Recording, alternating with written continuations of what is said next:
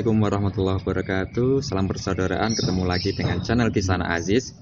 Nah, video kali ini kita akan ngobrolin tentang sambung.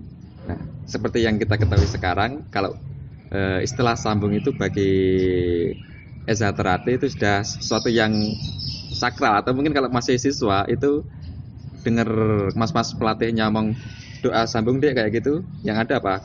Adem panas, wah ini mau sambung sama siswa apa sambung jatahan kayak gitu. Nah, apakah hal ini juga dialami oleh generasi-generasi sebelumnya? Nah, oleh karena itu kita mau ngobrol dengan mas-mas warga tahun 60-an yang mana mereka sudah mengalami berbagai generasi sambung dari masa mereka sampai masa yang kita alami saat ini. Oleh karena itu sudah hadir bersama kami Mas Sakti Tamat. Beliau adalah generasi dari murid langsung Mas Imam Kusupang dan juga Mas Irsad. Beliau nanti akan kita korek cerita gimana sih sambung pada masa itu kayak gitu. Dan juga sudah ada Mas Kisno. Beliau adalah murid dari Mas Sakti Tamat. Ntar kita pengen dengar cerita kalau sekarang itu seperti apa sih pola sambungnya kayak gitu. Ke Mas Sakti Tamat dulu. Mas Sakti, kalau dulu cerita sambung pada masa Mas Sakti latihan itu, pola latihannya itu seperti apa sih? Apakah sama seperti sekarang? Kadang-kadang kita jumpai beberapa cerita latihan itu siswa baru datang itu langsung sudah dites sambung. Ayo sambung kayak gitu. Apakah pernah terjadi seperti itu kayak gitu loh? Terus kemudian pola latihan agar seorang siswa itu sambungnya bagus pada masa itu, sehingga kebanyakan orang-orang sepuh itu kayak gerakannya juga gerakan yang bagus dan juga cerita-cerita sambungnya juga mengesankan kayak gitu. Nah, gimana itu dulu pola latihannya, seperti apa konsepnya kayak gitu? Mangga. Ya. Jadi konsep dasar sambung itu harus ada dasar-dasarnya. Dasar awal atau kita sebut sambung, namanya sambung, itu dia harus tahu dua hal. Satu teknik langkah, bagaimana melangkah. Satu teknik serang belanya. Gitu. Ya, di dalam latihan-latihan itu kita biasanya bermula dari ngelatih serang belanya, yaitu dalam bentuk jurus. Selalu makanya pada saat itu Pak Irsad menciptakan jurus yang ada aslinya Harjotomo itu ya A saja. Cuma jurus ya namanya A. Itu satu nggak ada A B, nggak ada. Ya jadi 1, 2, 3 dan seterusnya. Untuk membuat dia menjadi mahir atau mampu untuk jadikan sambung, harus dibikin A dan B. Satu menyerang, satu membela gitu. Dan tidak semua A itu menyerang. Ya A, B ya B gitu. Jadi kalau Anda lihat urutan jurus, kamu jangan bikin oh ini nyerang berarti ini A gitu. Jangan. Karena aslinya A itu ada A itu ya jurus aslinya kayak apa. Makanya kita harus kuasai itu. Kalau Anda latihan sama Pak Irsad, maka latihannya adalah satu hari itu jurus 1 sampai 35. Terus menerus. Jadi berdua kita 1A 1B itu ya. Itulah beliau menciptakan B-nya itu menciptakan itu. Oh, karena ini A-nya begini, nangkisnya gini, dia buat gitu. Sehingga jurus itu menjadi A dan B. Itulah Pak Irsad. Jadi Pak Irsad tidak merubah jurus, menambah khasanah membuat belaan-belaannya. Kalau dia di dalam jurus A-nya itu ada menyerang, ya di sini harus membela diri. Kalau dia gerakannya bela, maka di sini menyerang. Jadi diatur sedemikian. Dan melatihnya itu harus dari, kalau sudah warga itu harus dari 1 sampai 35, nggak boleh berhenti. Jadi badan kita terlatih untuk bergerak dengan jurus-jurus itu. Nah, yang sekarang 1 sampai 10 aja gitu. Biasanya begitu. Jangan, kalau sudah Anda warga ya 1 sampai 35. Senam ya 1 sampai 90. Kalau perlu dalam satu latihan itu senamnya 1 sampai 90, jurusnya 1 sampai 35. Itu merupakan satu latihan yang lama yang dilakukan oleh Pak Irsyad. Murid-muridnya lama, latihannya kayak ini sehingga membuat orang bosen. Gitu. Muncul generasi maksimum. Dia melatih dengan pertama dengan tenaga yang menarik anak muda kayak zaman dulu. Pak Irsyad ngajar swing itu ya arahnya dan sebagainya, kecepatannya diatur. Kalau di dalam generasi maksimum pukul buat gitu. Sekenceng-kencengnya. Ya, artinya dengan gerakan gaya anak-anak muda. Jadi misalnya di dalam gerakannya itu misalnya ini 13 ya. Terus tarik gitu. Nah, kalau Pak Irsyad ngelatih itu adalah bagaimana saya ini mau apanya itu jelas dulu. Ini saya mau belajar sikutan atau lepasan, melepas dan sebagainya gitu.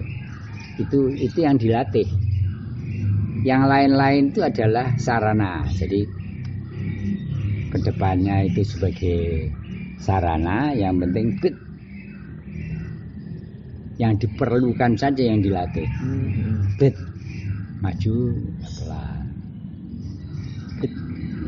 Mas Imam, Mas Irsyad. Oh, ya. Konsep ngajarnya begitu. Makanya itu menjadi banyak sekali.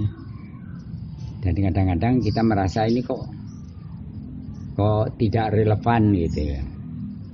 Tapi begitu, karena itu tidak disukai oleh anak-anak karena mereka merasa sudah jagoan. Jadi dari awal itu sudah keras, buat. Ini juga swing juga gitu. Dan ini ternyata dipakai lebih cepat, khususnya untuk ngajar yang waktu itu kan kita ngajarnya banyak orang. Bagaimana banyak orang ini bisa segera tampak kelihatannya gitu. Artinya kelihatan menjadi pencaknya gitu. Jadi antara konsep Pak Irsyad yang membentuk gerak, dia strukturnya dia pelajari. Karena dia dulu waktu menciptakan itu, dia belajar sama dokter. Dokter itu ahli gerak anatomi tubuh di Semarang. Jadi dia belajar itu dan menciptakan itu. Yang Mas Imam memanfaatkan gerakan-gerakan itu dalam gerakan yang massal. Ini kan bukan yang dilatih bukan 1, 2, 3 sampai 10 gitu, enggak. Ratusan. Bagaimana membuat ratusan ini dalam waktu yang relatif singkat dia menjadi mahir di dalam latihannya. Jadi konsep berdua ini sebetulnya sama, cuma yang satu yang dilatih itu cuma di ruangan yang kecil, yang latihan cuma 2, 4 gitu. Yang satu latihan 100 orang, kan beda gitu. Itu awalnya. Jadi awalnya kalau kita dulu belajar zaman Hardjo Utomo, itu kita belajar langsung jurus. nggak ada senam. Hmm. Jadi jurus satu. Jadi dalam satu latihan, periode latihan 2 jam itu latihannya jurus 1 sampai 4 gitu.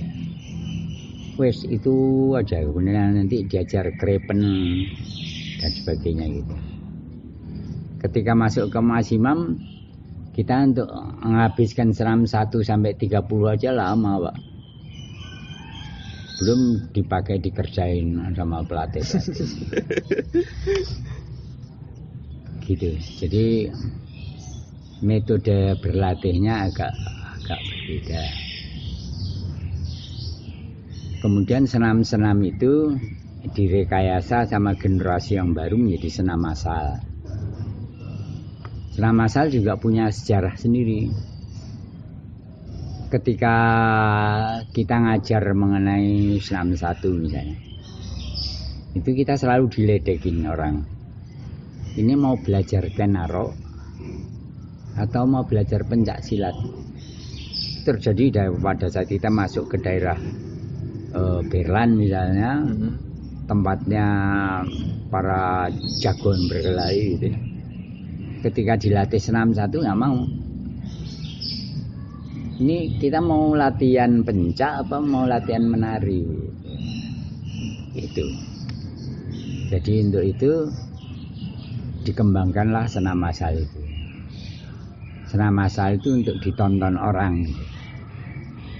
Ditonton orang. Jadi bagaimana dia gerakan senam massal kan nggak ada yang naik ke atas gitu. Dia langsung belaan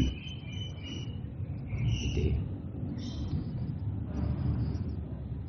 Kemudian kita tadi ini ya, jadi jurus saja tidak akan menjamin bisa pencak dulu itu. Makanya ditambahlah dengan pencak, dengan senam. Senam cabangnya ini untuk tontonan apa untuk latihan?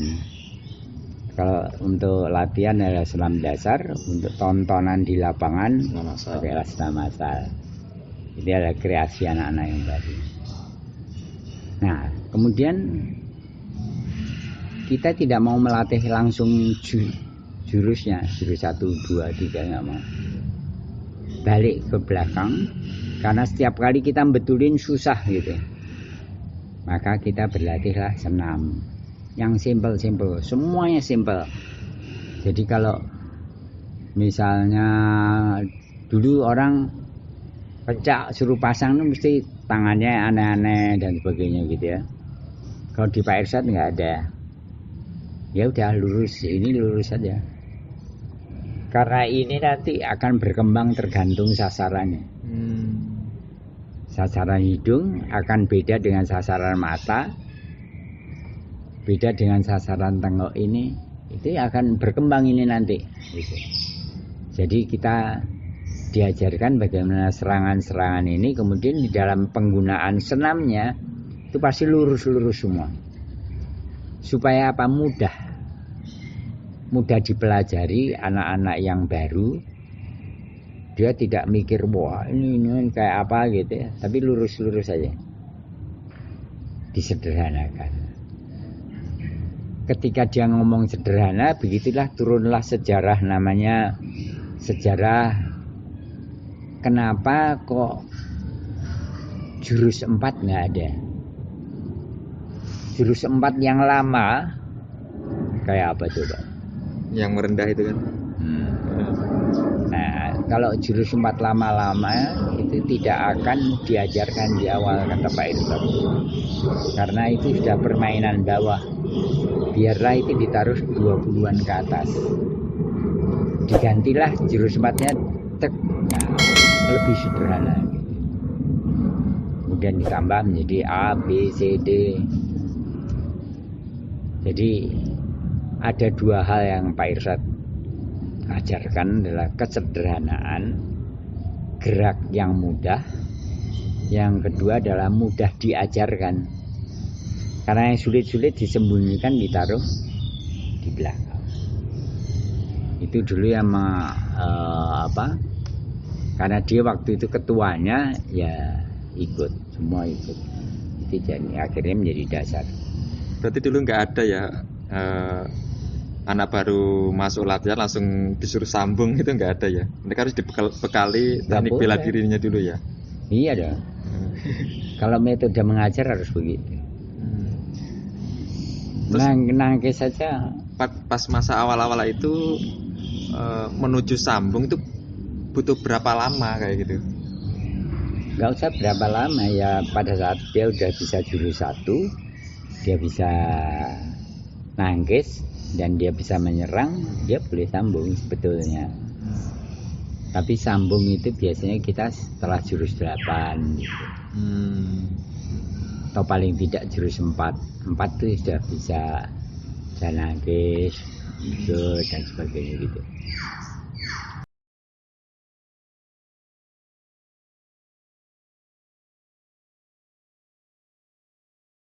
Terima kasih sudah menonton video ini. Bantu kita bangun channel ini dengan cara klik tombol subscribe dan klik tombol lonceng agar kamu dapat notifikasi video terbaru kita.